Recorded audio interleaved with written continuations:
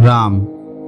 यह शब्द दिखने में जितना सुंदर है उससे कहीं महत्वपूर्ण है इसका उच्चारण। राम कहने मात्र से शरीर और मन में अलग ही तरह की प्रतिक्रिया होती है जो हमें आत्मिक शांति देती है। हिंदू धर्म के 4 आधार स्तंभों में से एक हैं प्रभु श्री राम।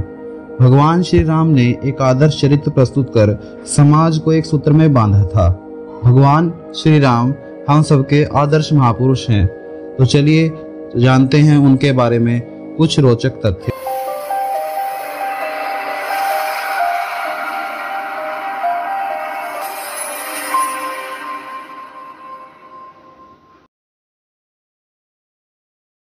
नंबर 1, राम का जन्म।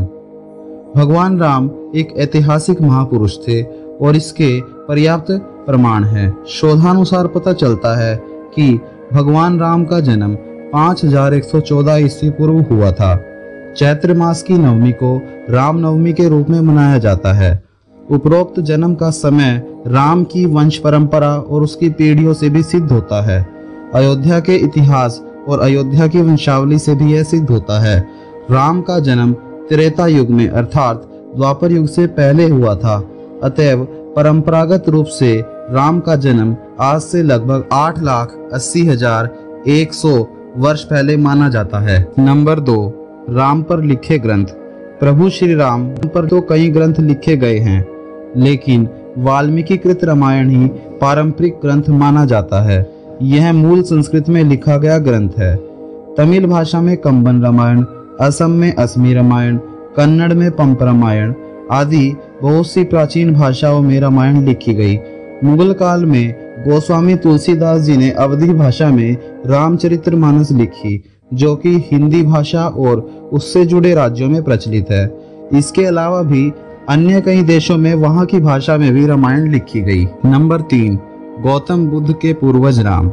वैवस्वत मनु के 10 पुत्र थे। उनमें से एक इक्ष्वाकु के कुल में रघु हुए, रघु के कुल में राम हुए, राम के पुत्र कुश हुए, कुश की 50वीं पीढ़ी में शल्य हुए जो महाभारत के काल में कौरवों की ओर से लड़े थे। शल्य की 25वीं पीढ़ी में सिद्धार्थ हुए। इन्हीं का नाम आगे चलकर गौतम बुद्ध हुआ। पॉइंट नंबर 4, शिवलिंग और राम सेतु बनवाया। 14 वर्ष के वनवास में से अंतिम 2 वर्ष प्रभु श्री राम दंडकारण्य के वन से निकलकर सीता माता की खोज में देश के अन्य जंगलों में भ्रमण करने लगे और वहां उनका सामना देश की अन्य कई जातियों और वनवासियों से हुआ। उन्होंने कई जातियों को इकट्ठा करके एक सेना का गठन किया और वे लंका की ओर चल पड़े। श्री राम की सेना ने रामेश्वरम की ओर कूच की। महाकाव्य रामायण के अनुसार भगवान श्री राम ने लंका पर चढ़ाई करने से पहले वहां शिवलिंग की पूजा की। रामेश्वरम का शिवलिंग श्री राम द्वारा स्थापित है। इसके बाद प्रभु श्री राम ने नल और नील के माध्यम से विश्व का पहला सेतु बनवाया, वह भी समुद्र के ऊपर। आज उस सेतु का नाम राम सेतु है, परंतु राम ने इसका नाम नल सेतु रखा था। पॉइंट नंबर 5, रामायण के सबूत। जाने माने इतिहासकार और पुरातत्व शास्त्री अनुसंधानकर्ता डॉक्टर राम अवतार ने श्री राम और सीता के जीवन की घटनाओं से जुड़े ऐसे 200 से भी अधिक स्थानों का पता लगाया है जहां आज भी तत्संबंधी स्मारक स्थल विद्यमान हैं, जहां श्री राम और सीता रुके या रहे थे। वहां के स्मारकों, भित्ति चित्रों, गुफाओं आदि स्थान के समय काल की जांच पड़ताल वैज्ञानिक तरीकों से की। इन स्थानों में से प्रमुख के नाम हैं सरयू और तमसा नदी के पास के स्थान, प्रयागराज के पास श्रृंगेरपुर तीर्थ, गंगापुरई गांव, प्रयागराज, चित्रकूट, सतना, दंडकारण्य के कई स्थान, पंचवटी, सर्वतीर्थ, पर्णशाला, तुंगभद्रा, शबरी का आश्रम, ऋषमुख पर्वत, रामेश्वरम, धनुषकोडी, राम सेतु आदि। पॉइंट नंबर 6, रामायण काल के ये लोग आज भी जिंदा हैं।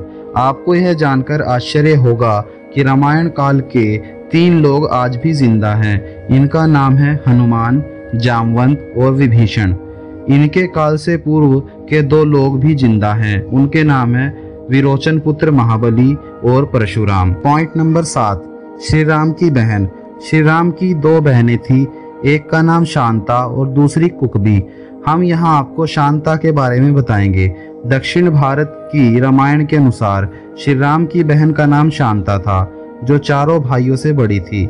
शांता राजा दशरथ और कौशल्या की पुत्री थी, लेकिन पैदा होने के कुछ वर्षों बाद कुछ कारणों से राजा दशरथ ने शांता को अंग देश के राजा रोमपद को दे दिया था।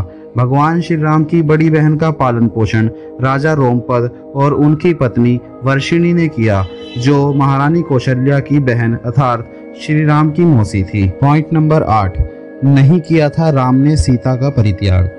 पहले रामायण 6 कांडों की होती थी, उसमें उत्तर कांड नहीं होता था। फिर बौद्ध काल में उसमें राम और सीता के बारे में सच झूठ लिखकर उत्तर कांड जोड़ दिया गया।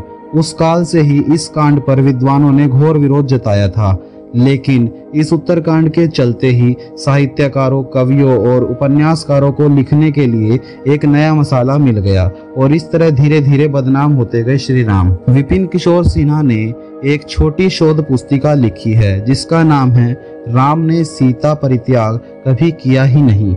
यह किताब संस्कृत शोध एवं प्रकाशन वाराणसी ने प्रकाशित की है।